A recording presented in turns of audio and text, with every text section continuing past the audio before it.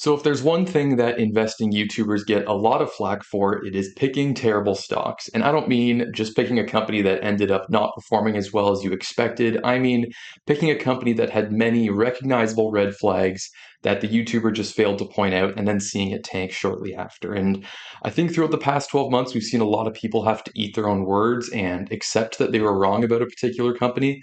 And one type of company that people are particularly vulnerable to, especially value investors, is the value trap. Being able to identify value traps is probably one of the more important skills to have as an investor because stocks that appear cheap on the surface can either actually be a good investment at an attractive price or they're priced so cheaply for a legitimate reason and you should be avoiding them. And if you don't know how to differentiate between those two things, then you are going to get burned eventually, in my opinion. So what I want to do in this video is talk about value traps, how we can identify them using somewhat quantitative metrics, and then show you some scripts that I wrote that can help us identify and generate lists of potential value trap companies. And then also look at things qualitatively, which requires a bit more skill, in my opinion. And to do that, I'm going to show you an example of a company that I was looking at recently and was actually getting pretty close to buying myself, but ultimately decided to avoid because I realized that they are probably a value trap, which I didn't really recognize at first. So without further ado, let's dive in. So like I said at the beginning of this video, value traps are stocks that appear to be valued cheaply relative to their historical earning power, but are valued cheaply for a legitimate reason, whether it be some impending risk to their business, like a new competitor stealing market share that has a superior product. Maybe they're in a cyclical industry and that industry had a recent very strong year and it's not ultimately sustainable. Or maybe it's neither of those and it's just some flaw in the business model that investors are starting to catch on to and are pricing it cheaply because of that. Usually, people that call themselves value investors end up getting burned by these because if your entire investing process is just looking at the quantitative side of things, say you're looking for stocks with a low price to earnings ratio relative to comparable companies in that space, or you're just looking for a company with increasing operating margins that maybe you're thinking they're masking some type of hidden profitability and they're going to become much more profitable in the future. If you're doing that, then value traps are going to look like great investments, which is why I constantly preach on this channel. You have to marry the quantitative side of investing with the qualitative side. Every quantitative number you see about a company has a qualitative story built behind it that explains why it is the way it is. So here I've put together a list of potential sources of value traps, and this isn't an exhaustive list. I didn't try to capture every value trap scenario because they are a subjective thing, but it is one that I think captures the vast majority of common value trap scenarios that you tend to see. And what I'm going to go through is go through all these and then give specific examples and also show you some scripts that I wrote that can help us identify these types of companies. So the number one here is companies that are at cyclical highs. So as we know, there are certain industries that go through highs and lows. One obvious one that comes to mind would be oil and gas, which do well when oil prices are high. Another less obvious one would be fertilizer companies. So a company like Nutrien, for example, which due to production of their fertilizer being restricted out of a particular country in the past year, they've seen the price of their products increase a lot and they've earned a ton of money because of it just in the past year, though. And it was probably a unique scenario and it's not necessarily the new normal for them. So what I want to do now is show you the script. So I created this script here. It's called Companies at Cyclical Highs. And if you want to access it, you just go to my website, tickernomics.com, you create an account. And then if you go to public scripts here, you just search it up in the search bar up here and then it'll come up. You can see here, Companies at Cyclical Highs, and then you just click Save to My Scripts down here. And then you go over to My Scripts here. And then you can run it for yourself. So I'll run this. But what this script aims to do is it generates a list of companies that are probably at cyclical highs. And the criteria I used is one, they have to have a price to earnings ratio below 10. So they appear like cheap stocks at the surface because a PE ratio of below 10 is below the average of what you'd see on the S&P 500. So they would look relatively cheap.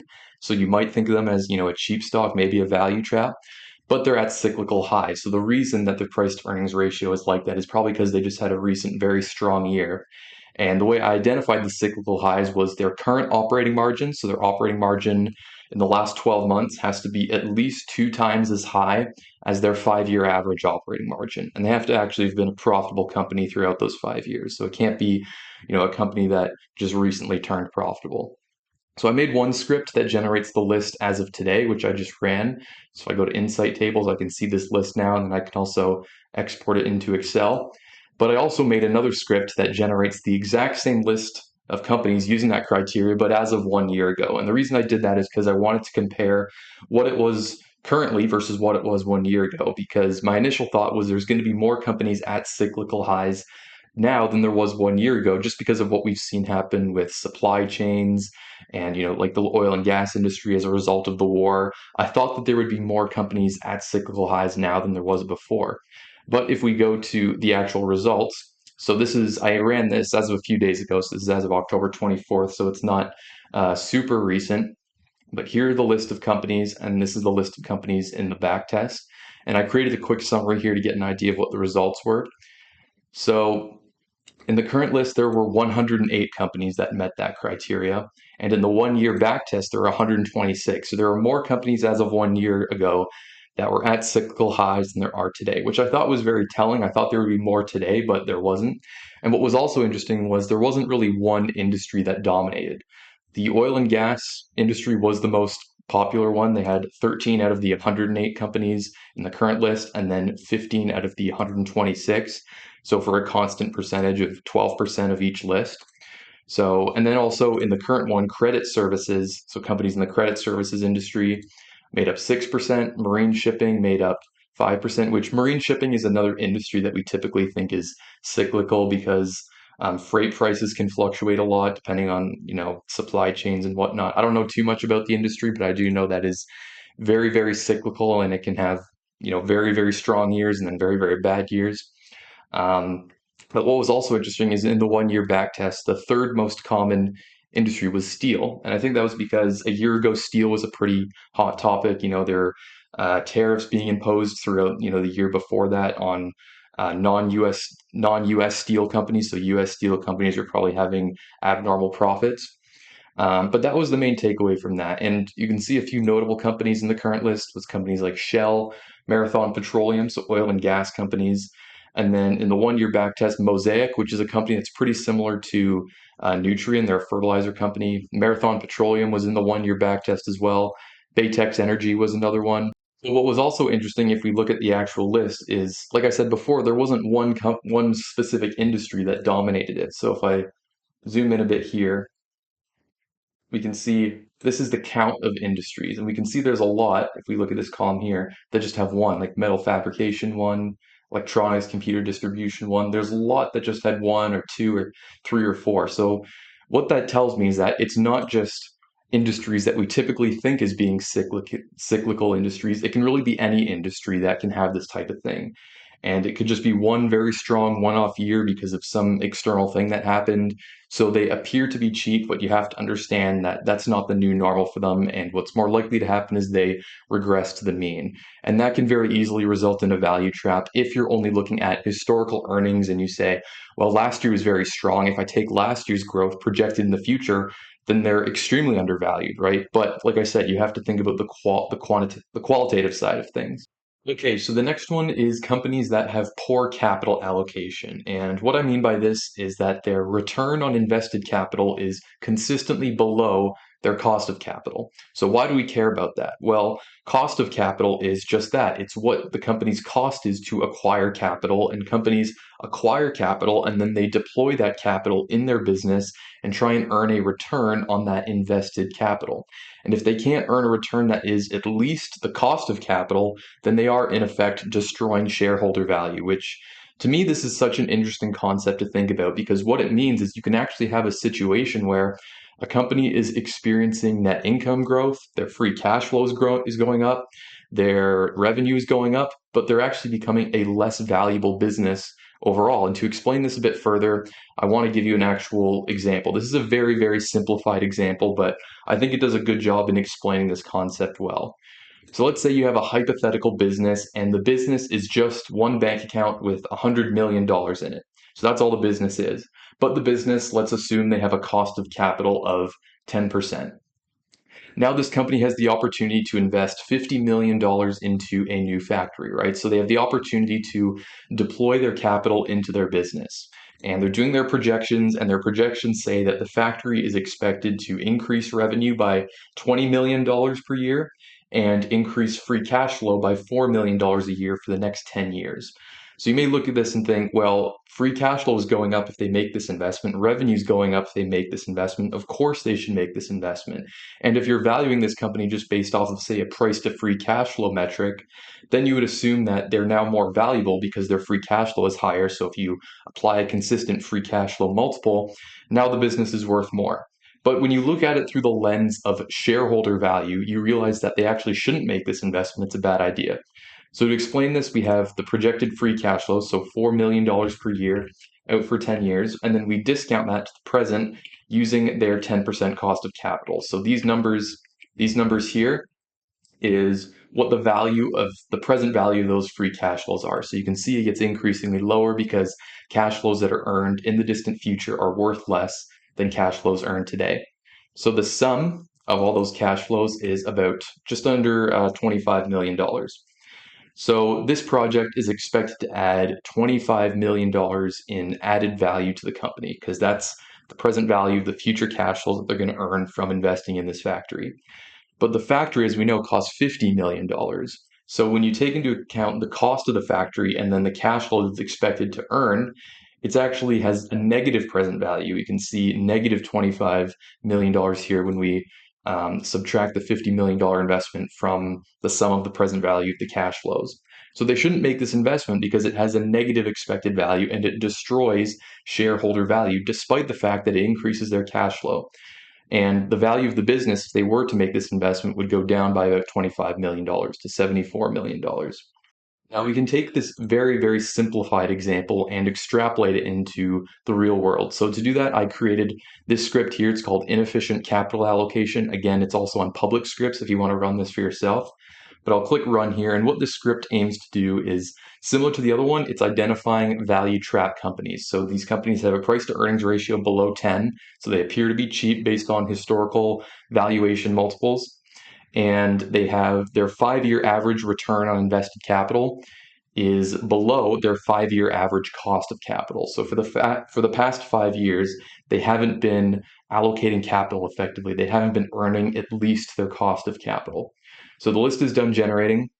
So we'll go to Insight Tables here, and then we can open it up. And what I really like about this list is you can see it's a very concentrated list. Normally when I run these scripts, we get, about 100 companies or sometimes even more. This one only has about 10 companies that meet this criteria. And the reason for that is pretty simple because companies that do meet this criteria don't last very long. Usually they'll end up getting purchased by some private equity company if they're small enough, or maybe they even go bankrupt because, like I say many times on this channel, capitalism is a brutal game. If you can't stay profitable for very long, then eventually something's going to happen to you. And most of these companies aren't companies I have heard of, but one that I was surprised to see is Under Armour. So Under Armour is on this list here. Their cost of capital is extremely low. It's only about just under 4%. And I looked at that. The reason for that is because they actually had a negative beta in some years. And because I'm calculating cost of capital using the capital asset pricing model for cost of equity, it does use beta. So if beta is negative, it's going to severely reduce the cost of capital, but their 5-year average return on invested capital is still below that.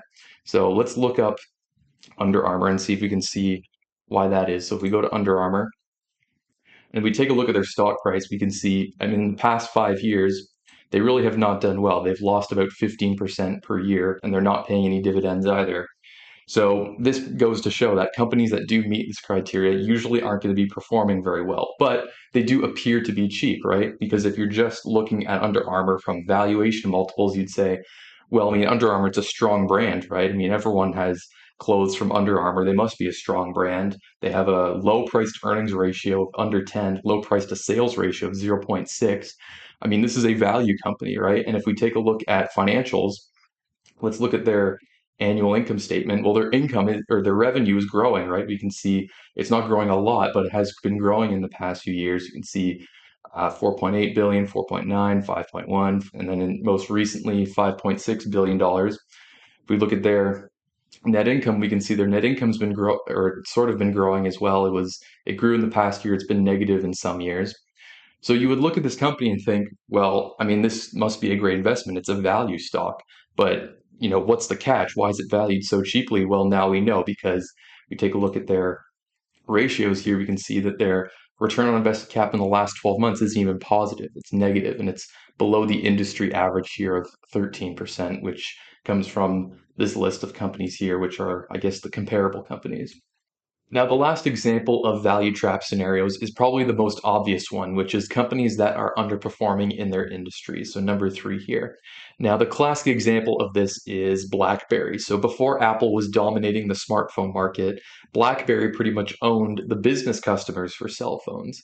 But then, as Apple was starting to grab market share, BlackBerry started to sell off. And if your sole focus was looking at historical valuation metrics based off of past financial results, and then projecting those financial results into the future, then at that time, BlackBerry would have looked like a spectacular investment with amazing upside. But as we know, that was not the case. And if we take a look at what BlackBerry stock ended up doing, it's actually pretty remarkable.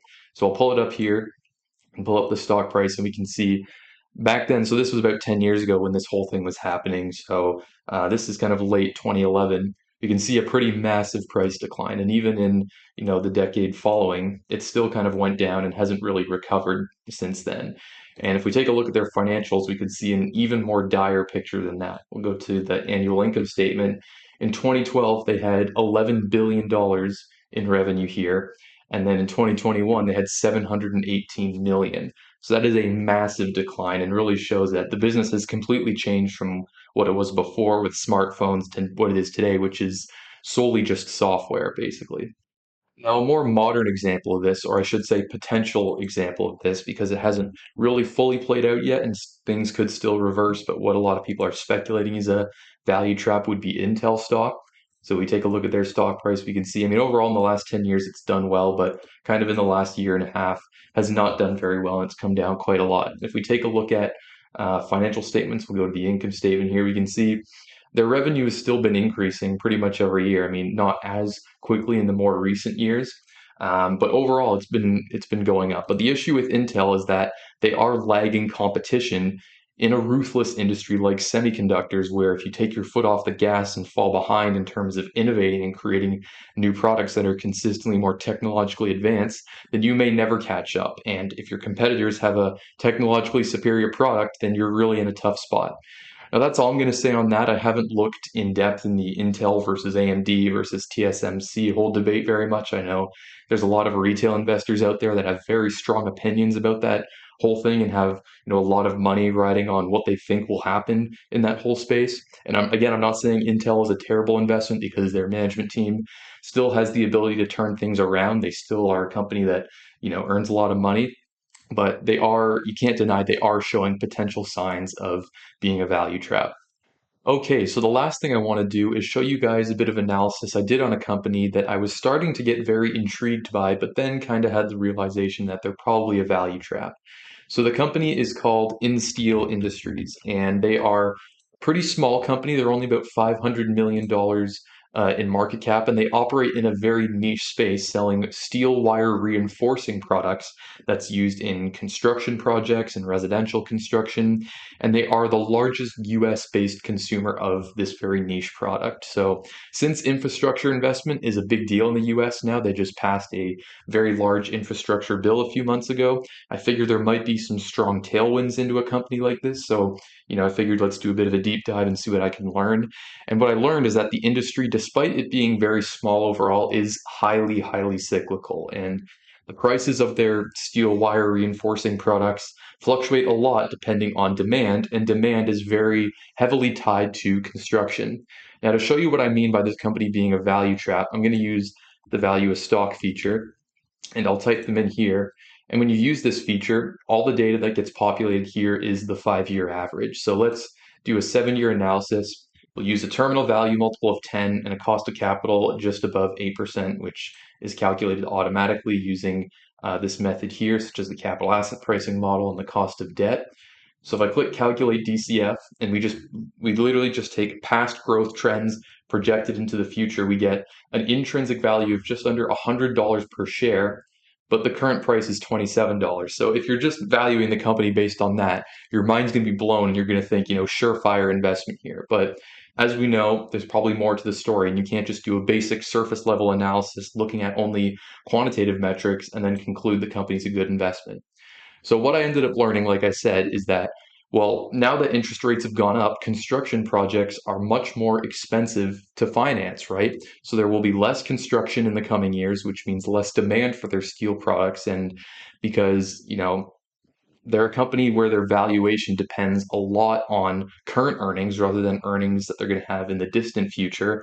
Then, if their earnings and their cash flows the next 1, 2, 3 years aren't going to be as strong as they were projected maybe a few months ago when conditions weren't changing like they are now, because what they revealed in their most recent earnings call, which was just earlier this week, was that prices for their products are declining. They're on the way down, which that could be a result of the recession. Personally, I think it's probably a result of just less demand for construction because, like I said, construction is now much more expensive.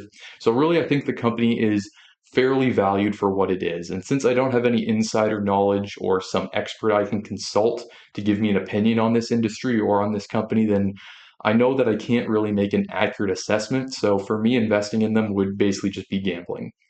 But anyways, guys, that pretty much does it for this video. So I hope you did find this video useful talking about value traps. If you did, then please leave a like on the video. And if you're new to my channel, you like this type of content, then please consider subscribing. And I'll see you guys in the next video.